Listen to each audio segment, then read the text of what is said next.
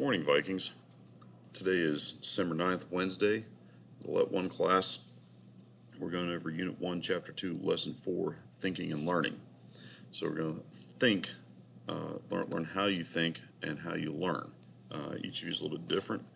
We all have different styles, and some of it may depend on situation, but we'll talk about all that. Hopefully get to know yourself a little bit better, which is the focus of this whole chapter. Okay. I do encourage you to do a quick write with this essential question. Just put that into your notebook. You do have the Smart Cadet portal that it does allow you to upload in there for this specific lesson.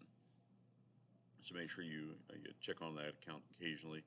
And there's still two of you do not have an account set up because you've never provided me the information requested. I'll message you directly. Okay. So how can you improve your thinking and learning skills? So see what you know already, see what you think about that, and hopefully the lesson today and tomorrow will open your eyes on a couple things and make you realize a few things. Okay. So first question. Active learners use goal setting, time management, and progress assessment techniques to gauge their own progress. Sorry, not enough coffee yet. Is that true or false? Stumbled on this because this is a question that we had in the JLab competition yesterday. We did do our first round, so make sure you check the announcements and all that. But we've completed the first round, the 4 students that participated in that. And moving on to the next one, we have academic competition next week, so I know a couple of ones wanted to help out that from this class. Okay, anyway, question here about active learners, definitely that's a true statement. Okay. Some things to think about as regards to the student learning plan. What will you accomplish? What will you learn? Why is it important? And then we'll have to figure out, have we met the lesson's purpose at the end when we do the quiz on Friday as part of it, but really want to have some discussion. So hoping you guys can log on during the class period, either tomorrow or on Friday, for us to talk about this. Learning objectives, a bunch of them, lots of key words. So from your past experience, why might the keywords be important, such as assumption, linguistic, pragmatist, sociological, spatial, stimuli, subjective? Those are usually on the quiz, on the test. All or some of those words will be there. So make sure you take a look at that.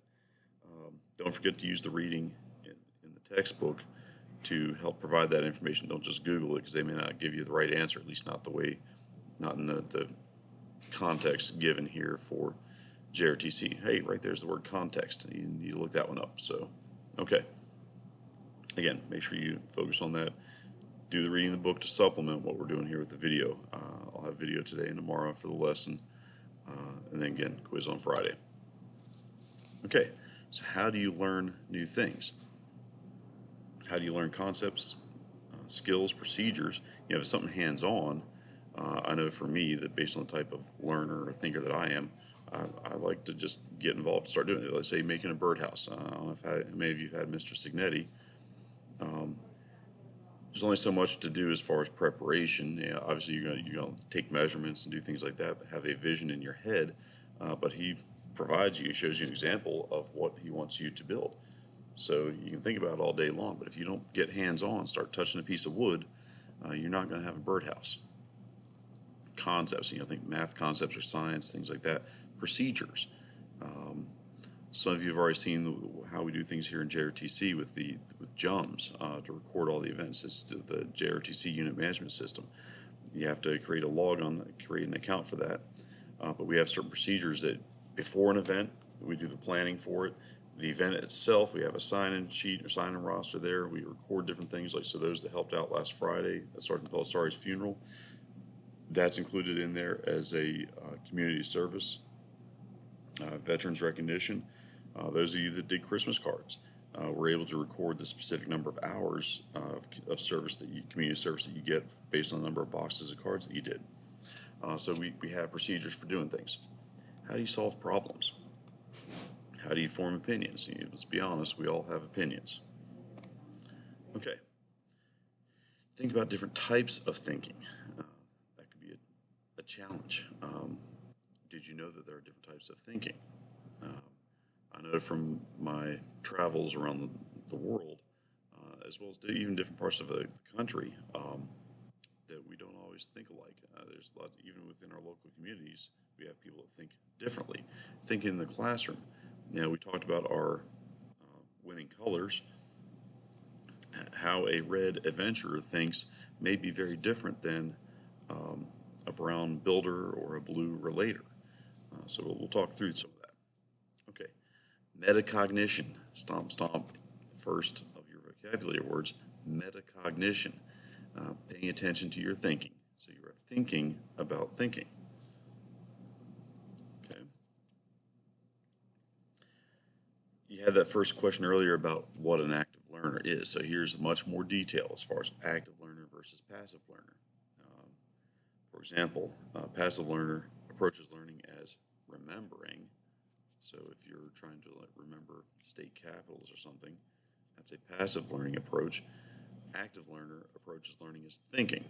So how you may learn something similar as an active learner, you may be involved with a map. Instead of just rote memorization of capitals, maybe you start look at a map and you see linkages as far as where it is within the state, where the capital is. Are there other connections?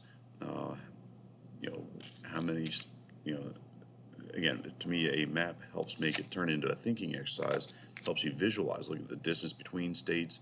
Are there airports there? There's a lot of things that could come into play to make it an active approach.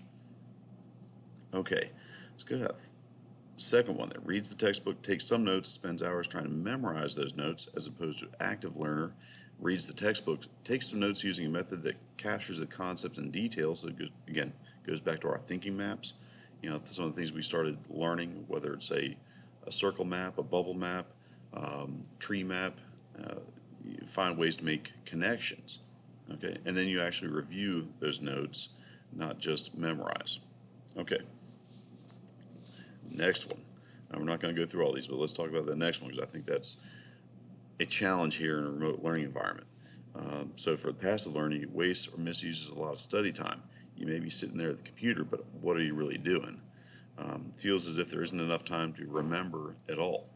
Okay, so an active learner uses study time efficiently, concentrates on remembering major concepts and details. Again, find those connections, things that make it useful to you. Okay, take a look at the rest of those. Again, this is in the textbook as well. So again, understand, are you a passive learner? Are you an active learner? How do you become an active learner? To, again, focus on thinking. What was the word earlier? Metacognition. So we want you to be thinking about thinking. Okay, since we are not in the classroom, we can't do the groups, and we're also not doing live instruction at the moment. So I do need you to get into the textbook and read about each of the topics: critical thinking, creative thinking, subjective viewpoints, and objective viewpoints. So what are the differences between those four things, and what are the similarities for that matter? You might want to do a thinking map here. Do a double bubble for critical thinking and creative thinking. Maybe, and same thing, do a double bubble map for subjective viewpoints and objective viewpoints, because some things will be similar, but then there'll also be on the outer edge, there's different things about them. Okay. Exercise 1. I'm going to jump out of the presentation for a moment to be able to pull that up, because that one is important for us to discuss here a little bit. There we go. That should be big enough for you guys to see. Okay.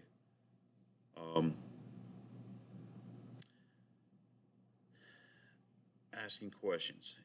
There's 3 question types, and we'll talk about, you're going to hear this again and again in JRTC. What, so what, and then now what. So the examples of that are, for what are the facts? What is the evidence or proof? That's focused on critical thinking, objective, facts form the basis of most of your studies. You're looking at just the basics, just trying to get some basic understanding, okay? Now comes the so what. So what do those facts mean? What conclusions can you draw? So here's where you still have that critical thinking going on, but you're starting to get into adding some creative thinking, again, finding some relationships there. And again, it gives that third question, what else do I need to know? that becomes important. So now you start forming opinions. We talked about that, your opinions earlier. Okay, this one is subjective and creative because again you're starting to tie those relationships there. Now we get to the third question type. Now what? What can I do with the information now that I have the facts? How do the facts link to other information that I have? Here's where you are strictly in the creative thinking domain, and you are subjective. You're being very specific about a particular topic. So you're now using that information, like it says there, to form pattern or structure on which to build other facts. So I hate reading slides, so I'm trying to make this help you form connections here with what we're doing, not just read it off to you or let you just stare at it. So, okay, we'll come back to exercise 2 a little later because that's going to be an important one that you're going to have to do at home. All right, back to the presentation, asking questions and learning. So once again, here we are. Remember the 3 question types: what, so what, and now what. So, understand what are the basic facts or evidence. What does that mean? What conclusions can you draw? And therefore, what else do you need to know? And then it gets you to the now what. What do you do with that information and with the conclusions that you've drawn? How do you use that to become something else? Okay. What is the difference between subjective and objective thinking? You got a couple options here. Subjective thinking occurs quickly. Objective thinking is slow or ponderous. Subjective thinkers deal with interpretations while objective thinkers deal with facts. Subjective thinking is an active thinking skill while objective is a passive skill. What do you think? Or is it D, all the above? Subjective and objective. There we go. Subjective, remember that's what we did in the later questions. So we started getting into that a little bit with the so what and then definitely with the now what. So you're dealing with the interpretations. The objective was dealing with the facts. That was the what, the very first of the thinking types. Okay. A new cadet asks if you could help him become a better cadet learner or better active learner. You say, sure, I will. You tell him to make a list of his current learning methods. After he finishes his list, you ask him which one of the methods he would like to improve the most. To see if he understands what he needs to change, which one of the following methods do you hope he chooses? You got a couple options here. Let's read through that.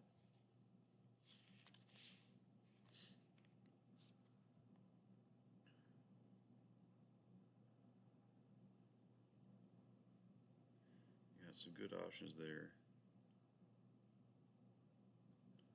B is definitely not. So, okay. So there, I try to memorize the scenarios as they're written in the text. So that's, why would you memorize scenarios? There's no use in doing that. So that is what we don't want to do that. That needs to change. Okay. A what question usually has an answer that is what? A what question? Remember we talked about that. Objective. Okay.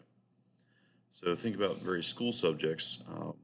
So if you're thinking about math class, you may learn differently or think differently than what you do in a reading class. Or say if you're in art class, you may get some background information, but you probably want to be doing a whole bunch of creative thinking there. Okay. But you have to understand some basics. So if you have Mrs. Oshesky or Mr. Sharkins, and they may give you certain parameters that you have to use a certain type of paper, and maybe they give you charcoal pencils to use, and you're not allowed to do anything else. No watercolors, no oils, no nothing else. Strictly charcoal. So they're going to give you certain parameters and maybe give you a general subject to draw, but then you take that basic information. Think through that. So what? What does that mean you can do, and how can you portray something? And then you get to the, now what are you going to do with it? And you come up with whatever your final product is. Okay. So again, different subjects you're going to learn different ways. Doing sports, You may, you have different ways, a lot of hands-on stuff. You may focus on specific skills. Okay. So do need you to look at the elements of the learning process in your student text. I should put the page numbers on there. I'll try to add that when I post the video. There's two different sections you need to read at a time. So let's focus on that one first, the elements of the learning process. So maybe pause the video, pull that up and look at it. And while you're doing that, remember those thinking maps. Use one of those, or possibly two, and use that to capture what you're reading about. Illustrate the 9 elements of the learning process. So think about what thinking map would work best for you to do that. And then I would encourage you to post that down below in the comment section under this video. That way other people can see what you're doing, see what your thoughts are. It's a great way to show engagement, show that you are actively involved in the process. Okay, true or false? New information begins to fade after 30 minutes if not rehearsed. Not rehearsed. Does it really need to be rehearsed? So it does fade. As opposed to using the word rehearse, it is if you don't use that information, if you don't practice, if you don't employ that information, you might lose it. Okay.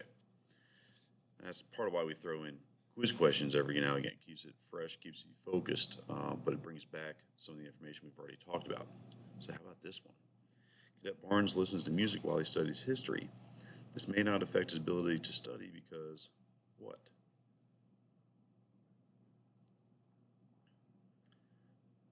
What's going on?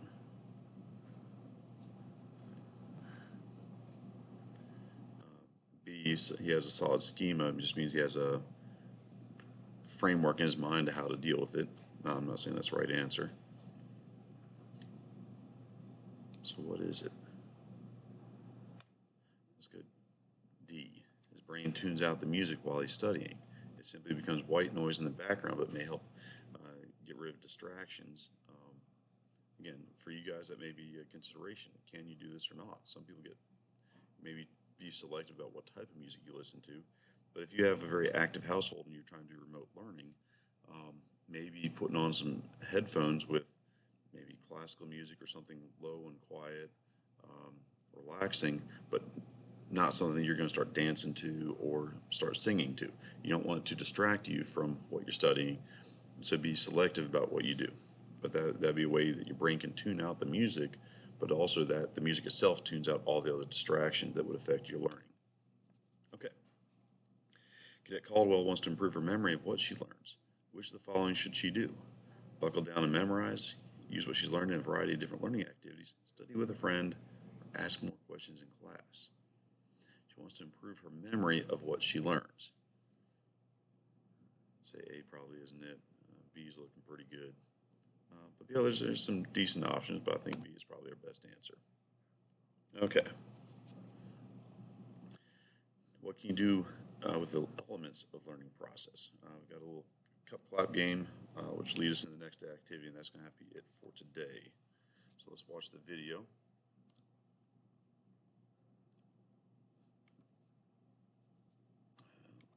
Maybe. I must have closed it out. All right, here we go.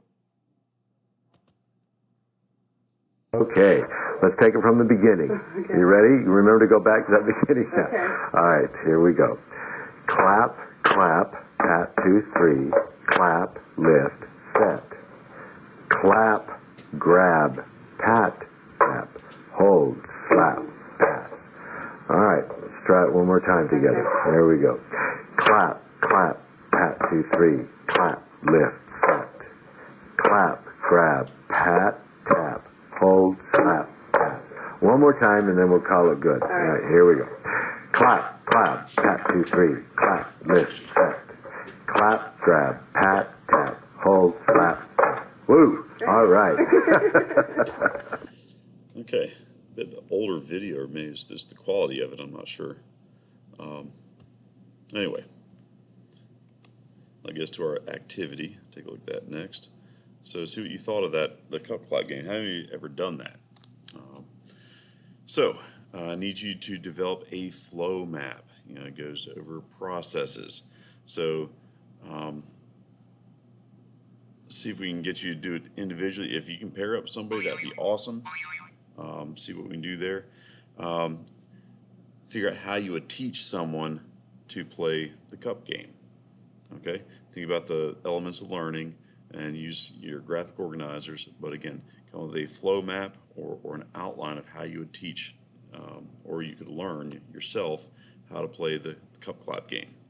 Okay, we're going to end it there for today, and we'll pick up tomorrow's lesson tomorrow. If you have any questions, shoot me a note in the chat or on email. All right, in that case, have a great day, Vikings. Again, this is Unit 1, Chapter 2, Lesson 4, Thinking and Learning, Day 1. Quiz will be on Friday, so make sure you do the reading and get the rest of those vocabulary words.